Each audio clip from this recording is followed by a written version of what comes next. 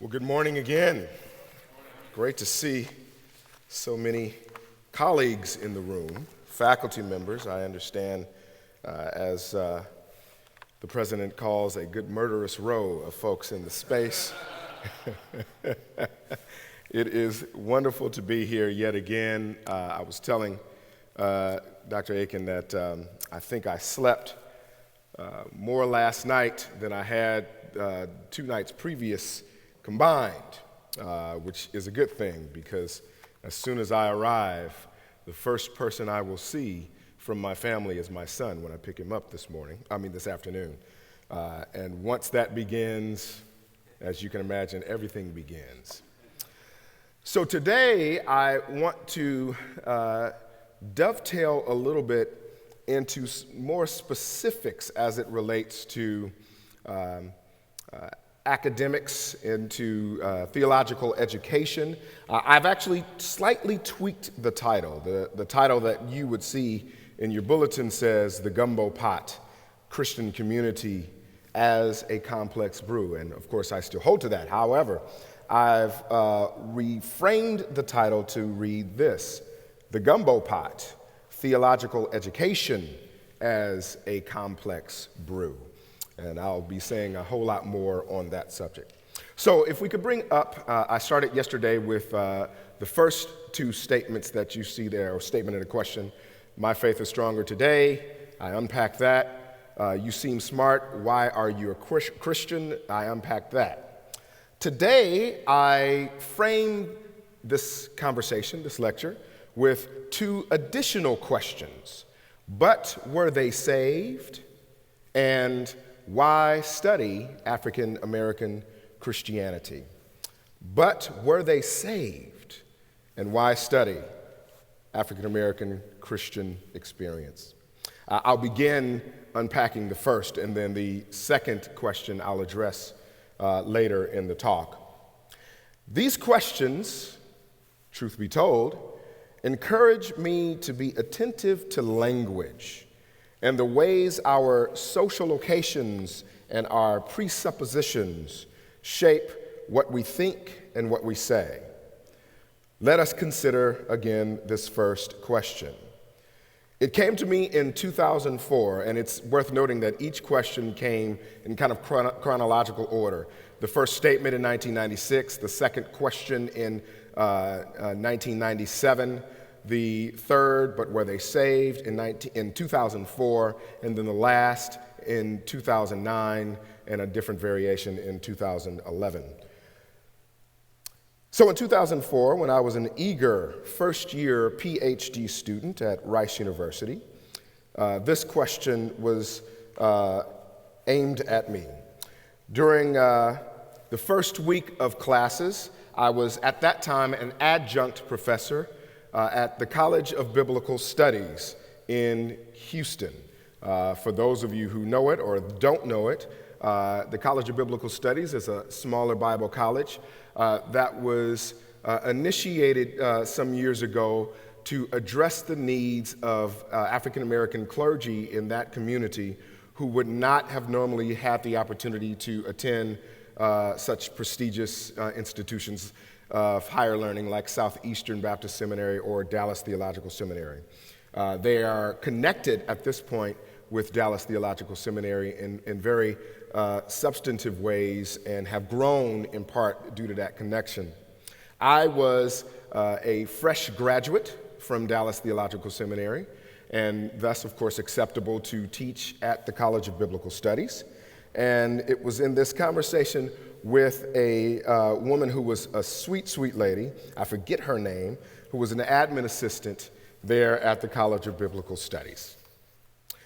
So the conversation went something like this.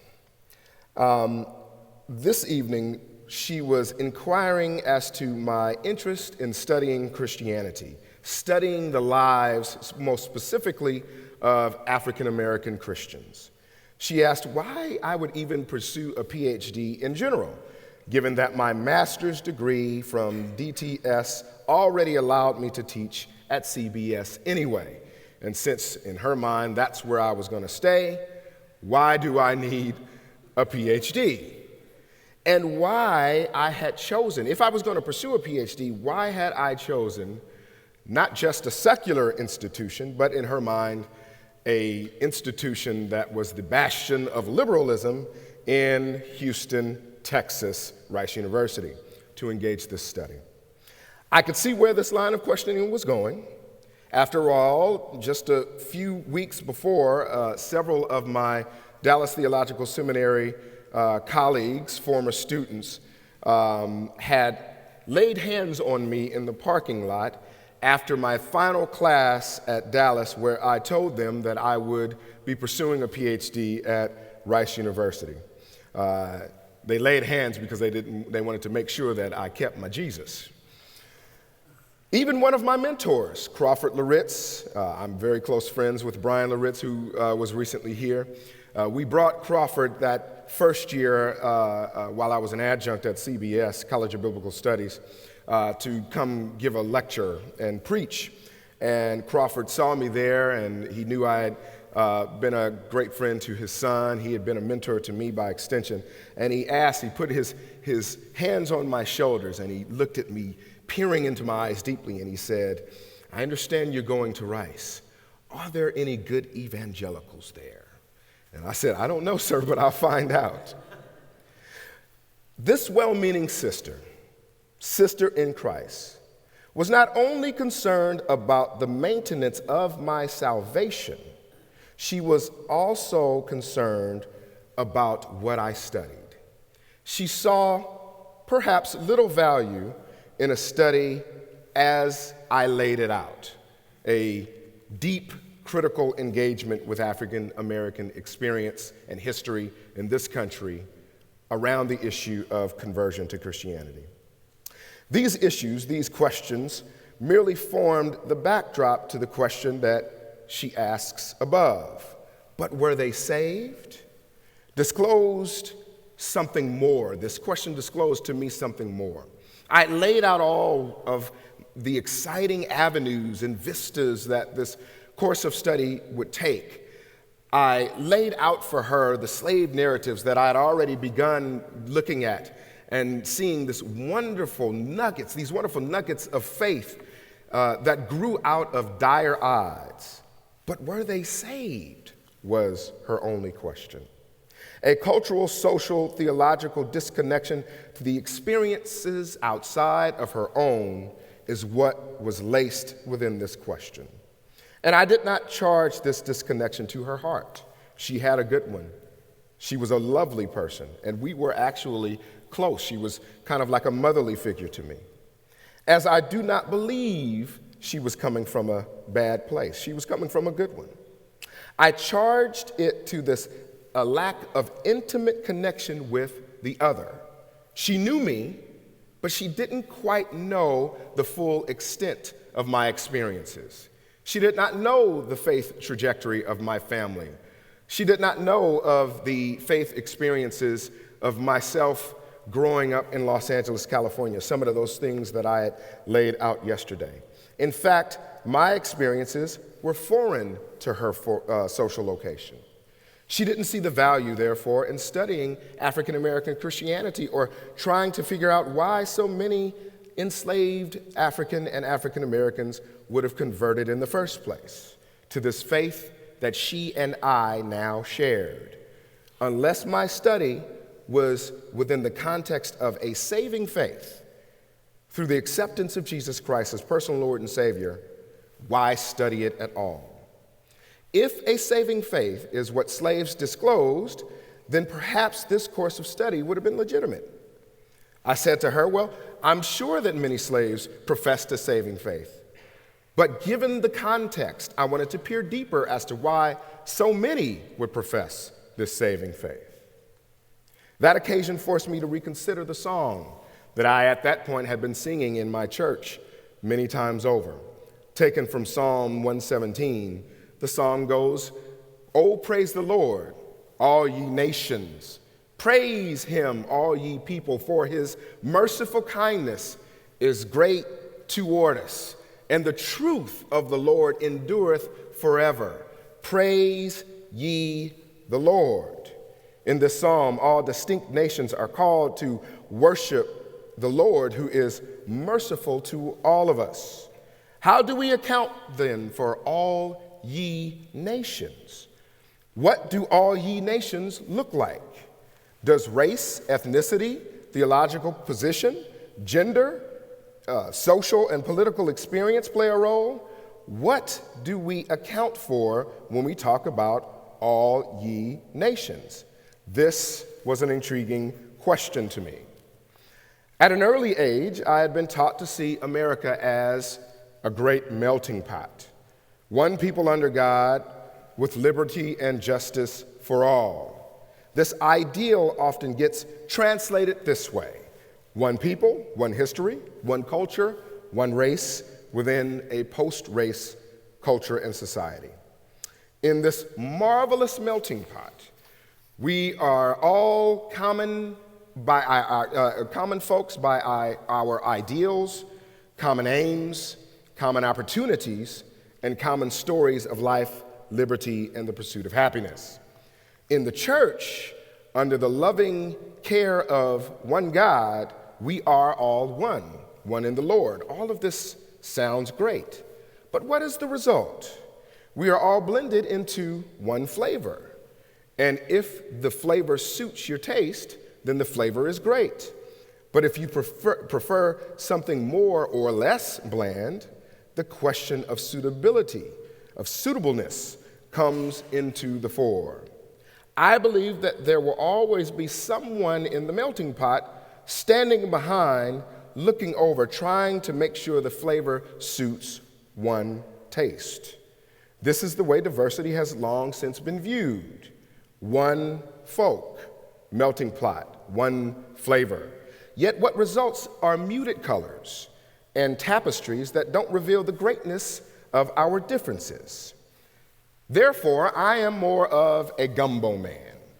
And if anyone knows gumbo, and I'm hoping that there are 2 or 3 of you in the room who do, and if you don't, I will be brewing a pot the week after Christmas as I do every year.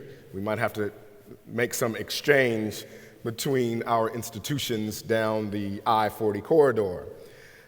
It is not a neat or tidy dish. Thus, it is not a melting pot. Gumbo is a complex brew of flavors, oddly coming together to form an exquisite experience of taste. Gumbo is cultural, to be sure. It is simultaneously reflective of the roughness and robustness of life. It exhibits colorful expressions of a given community. Gumbo binds the community and is tied to a general posture of fellowship and cooperation. You just can't make a pot of gumbo without sharing it with a whole lot of folks.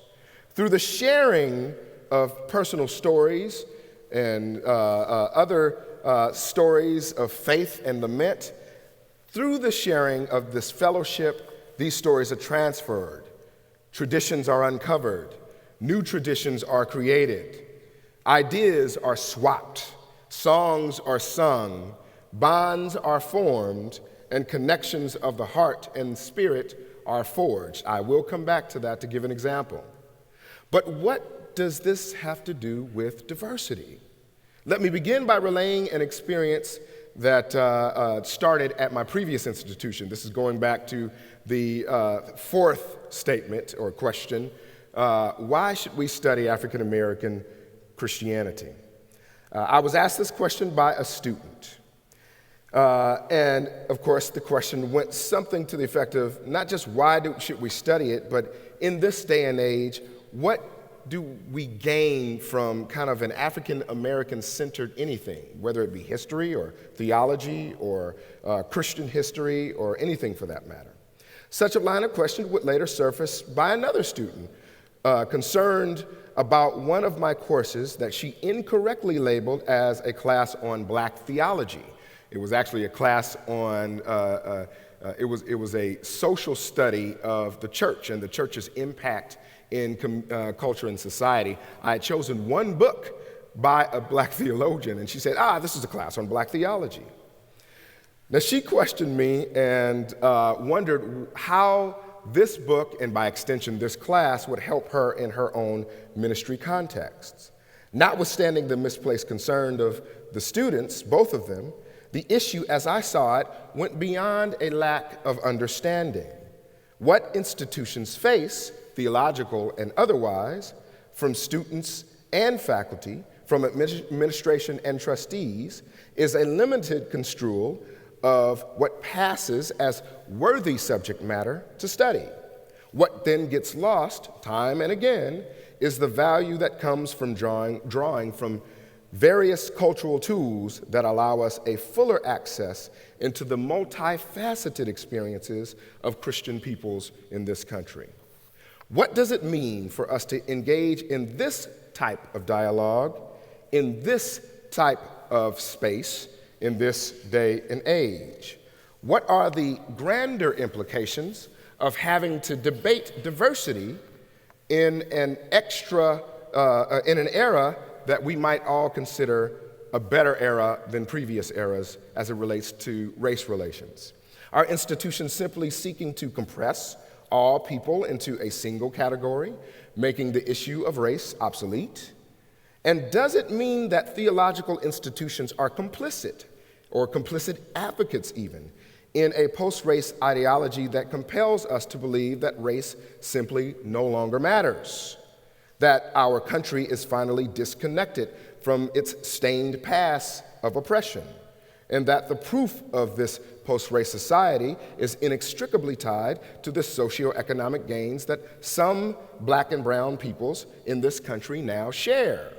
True, an Obama presidency, even in the later stages of it, and other advances are usable linguistic starting points, but we should not let them muffle conversations around real and complex diversity. The story of diversity in higher education is not an easy one to tell. For example, at my own institution, racial minorities make up 24% of undergraduate student body, 18%, though, if we were to extract out international students from that total number. Roughly 7% of those first-year students are first-generation college students. With respect to faculty, as of 2013, 4% were Black, 3% were Hispanic, 11% Asian, which includes faculty from all the professional schools. Of 18 current senior administrators, only one is a racial minority. For us, this may be progress, but this does not reflect the world that our students will face when they leave our hallowed halls. Our silence, therefore, about diversity may also have unintended consequences. In his book, Racial Paranoia, University of Pennsylvania professor of anthropology, John Jackson, considers these unintended consequences as connected to political correctness.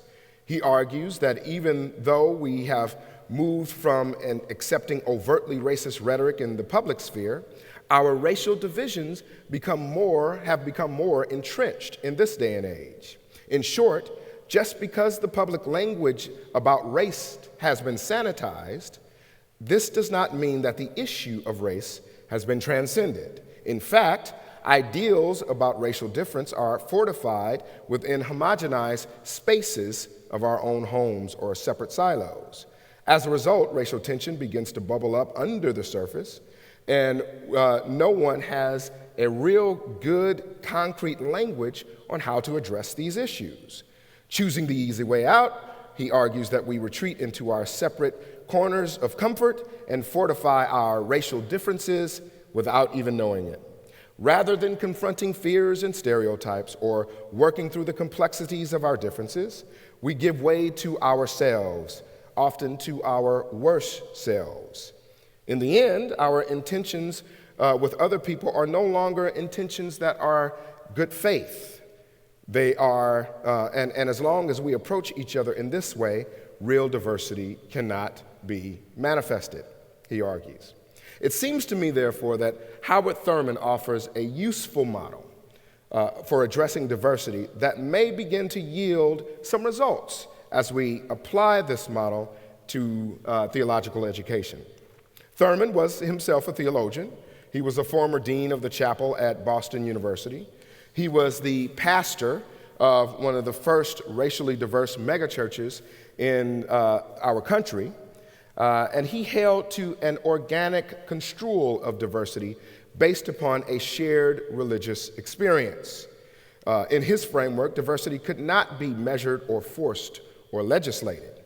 If forced, he would argue, diversity will at best be established with all deliberate speed, to coin the ambiguous language used by the Supreme Court justices in the Brown v. Board of Education decision. And if intentional language to legislate diversity is slow or ineffective to produce a required change, we end up with diversity solely as a cheap catchphrase.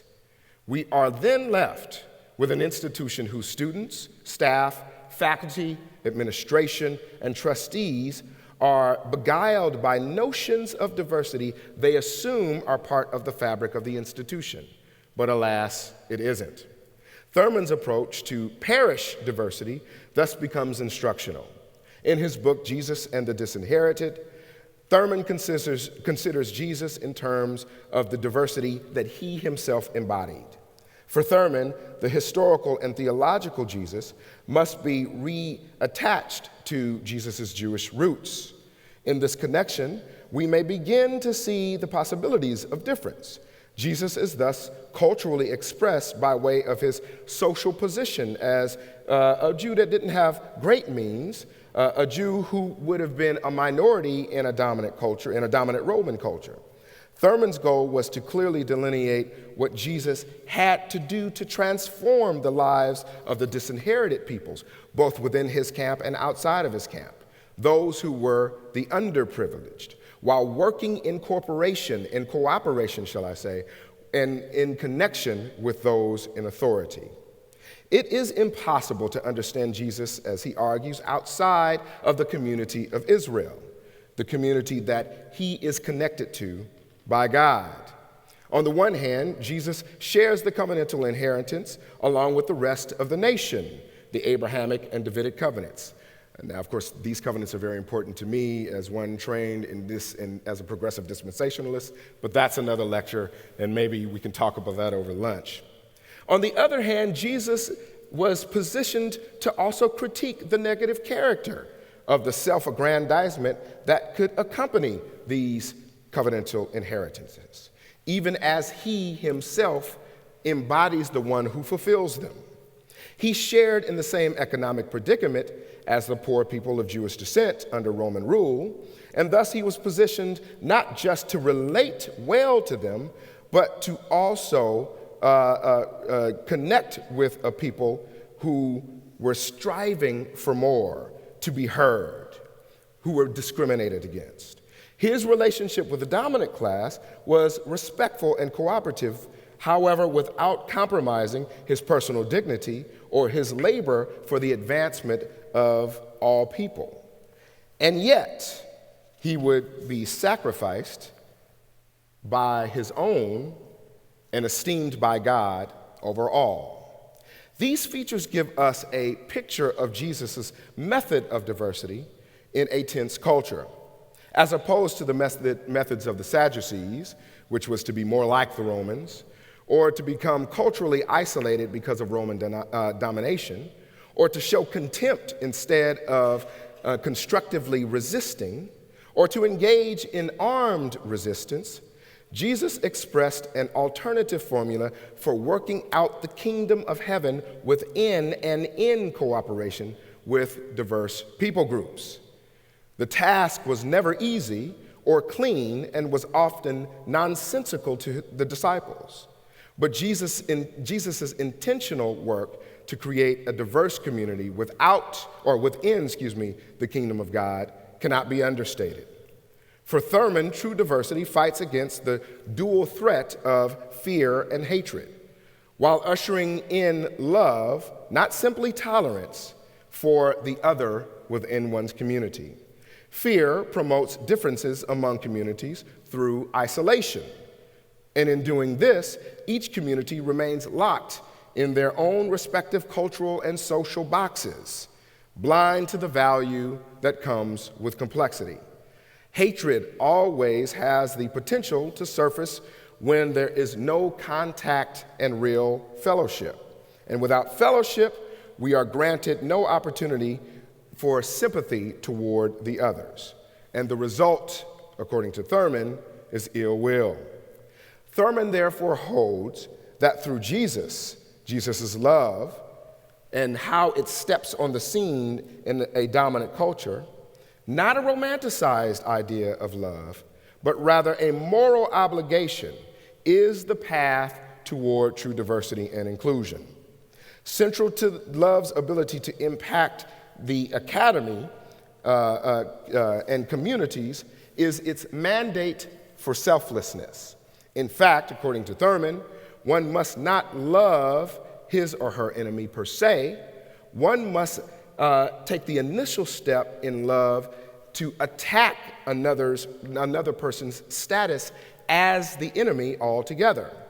Without regard to previous pain inflicted, we are to approach one another as kinsmen, leaving to work through the things that we have created out of tension, allowing love to come in that space, into that ferment, and change those tensions altogether.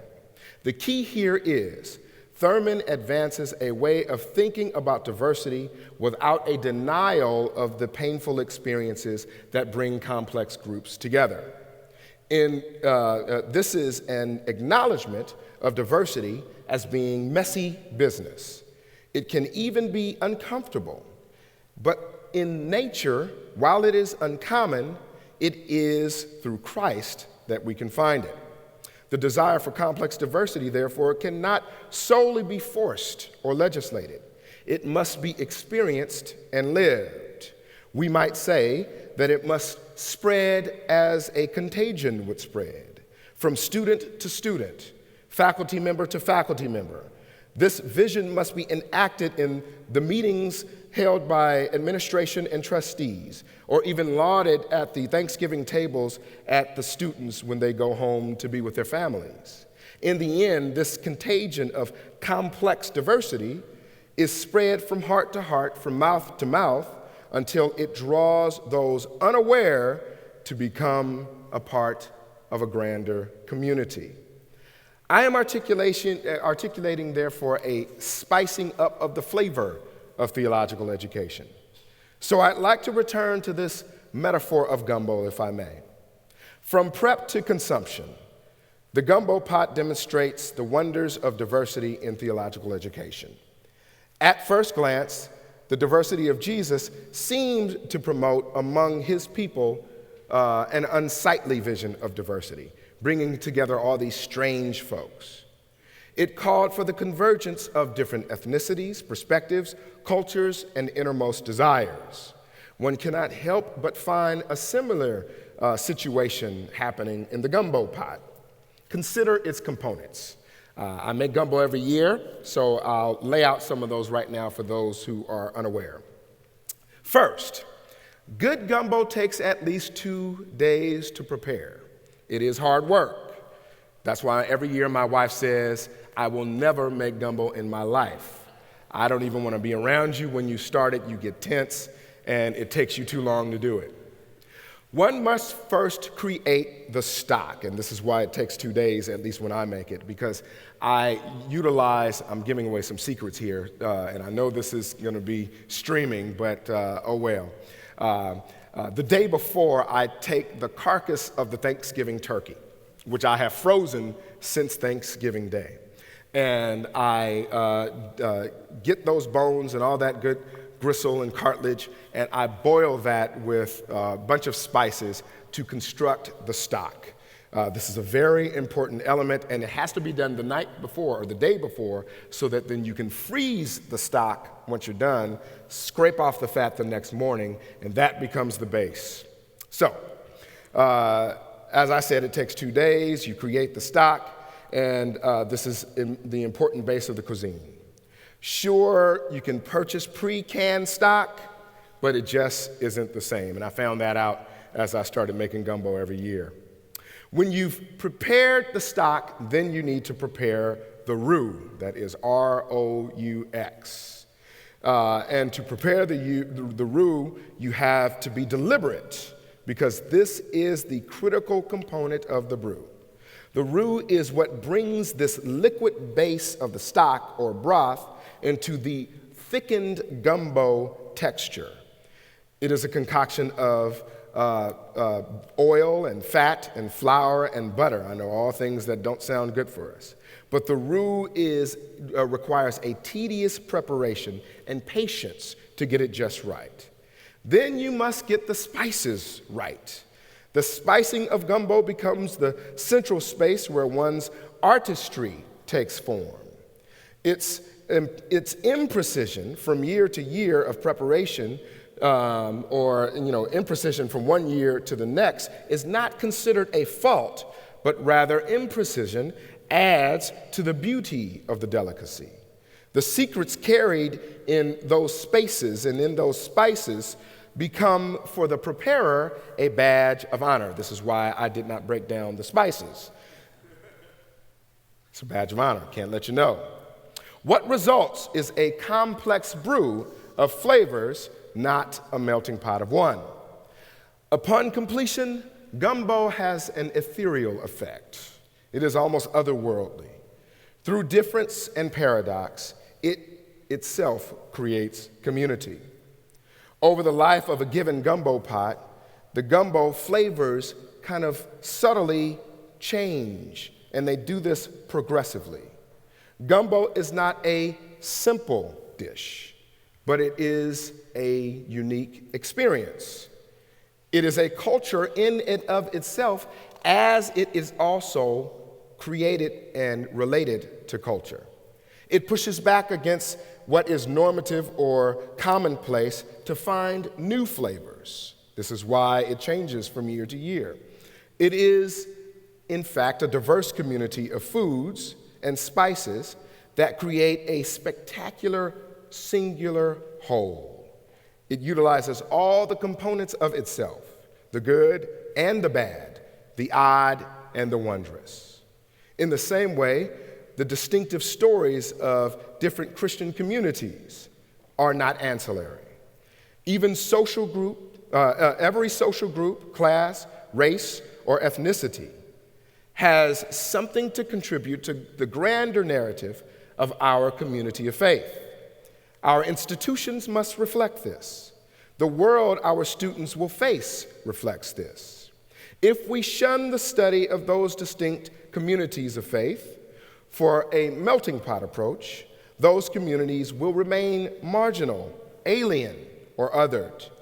In the end, a love and an appreciation for complexity, difference, and the other work together to create a better whole. But how do we get there? I'd like to suggest a few concrete steps. Number one, we should promote on-campus deliberative dialogue around issues of difference. This is an important first step. This does not legislate anything. What this does is promotes a public coming together of folks within and some outside of the community who are interested in the community. These should be public dialogues where we learn how to listen to each other, to hear what the other is thinking, not on the surface, but actually on the inside. This is not necessarily to make statements that this is a safe space. I've had to stop making such statements even in my classes. I realize that in theological education, especially, and once we bring in all of our experiences, social, cultural, and otherwise, that these are not necessarily safe spaces, but are wonderful spaces for critical engagement that will be training spaces for us when we leave the halls. Number two, we should recruit, our institutions should recruit and retain diverse students, faculty, staff, and administration. I was excited to hear over dinner and in conversations yesterday with Dr. Aiken and other faculty members, and even in conversation, I talked to Brian Loritz after my talk yesterday, all the things that Southeastern is doing to recruit more students and what Southeastern is trying to do to more broadly address issues of difference and diversity.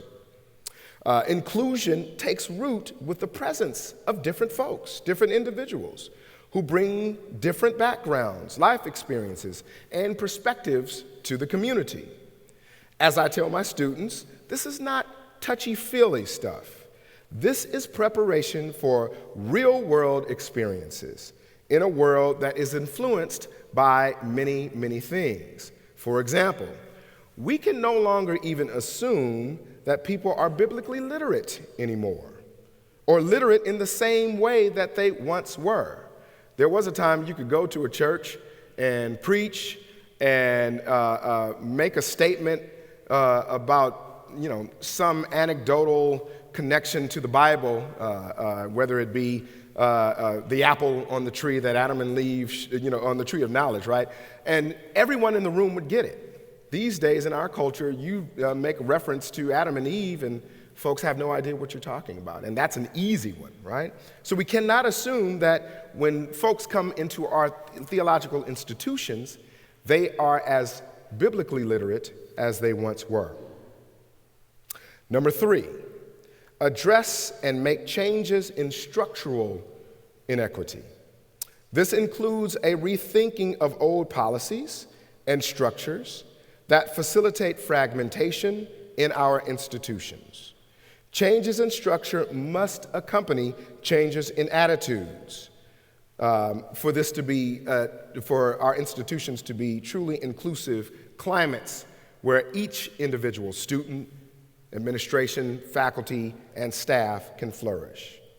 This is what begins to help those from underrepresented backgrounds to have more of a fruitful experience at our institutions and allows them a space to disclose fully who they are, knowing that they would be at least respected and listened to.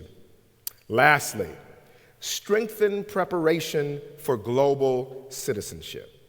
Inclusive attitudes and skills must be formally taught in our classrooms in order to shore up a diverse and inclusive community. It can't just be, and this is some of the conversations we've been promoting at Wake Forest. I'm on a couple of working groups and committees addressing issues of difference at our institution. It can't just be the professor or professors of color to address these issues.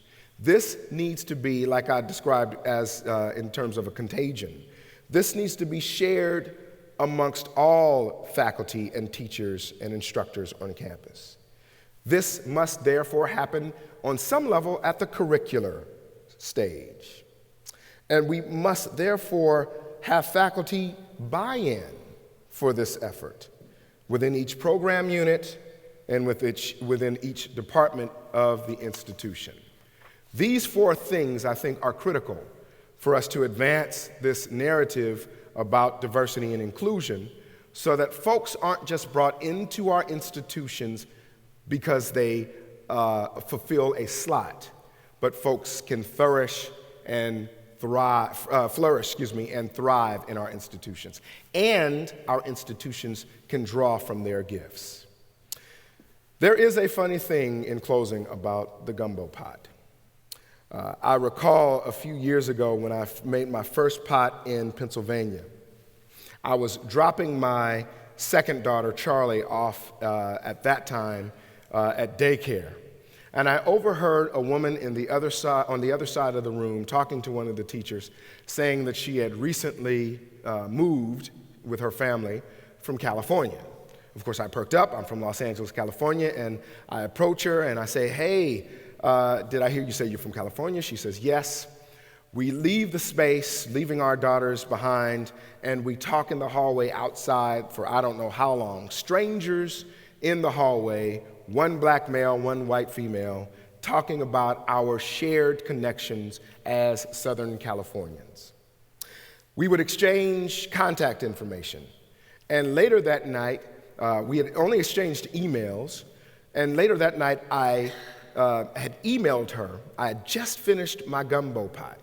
And I asked my wife when I got home, I said, I met this great sister and who has a daughter who goes to our daughter's preschool. And I really think we should try to reach out and meet these folks, get to know these folks. Now, if you know my wife is a little bit more cautious. I'm the open one. I love to meet new people, and I'm just that type of person. My wife says, it's like you're running for office. You like to kiss the babies and meet everybody. That's how I am. My wife is not that way.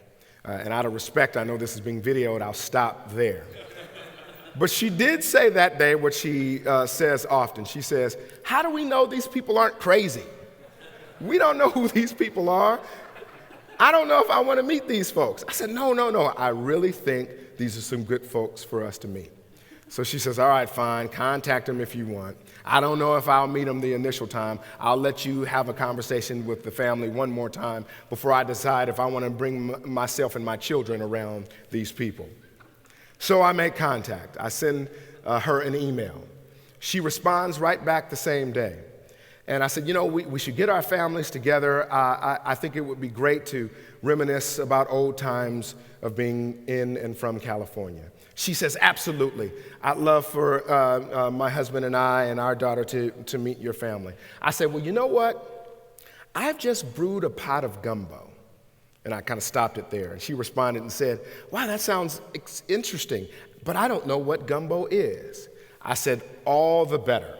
How about you all come to our place, and then I thought about my wife, or we come to your place, and I will bring the pot, and we will share it family to family. At the time, I didn't want to tell her that my wife had refused to come.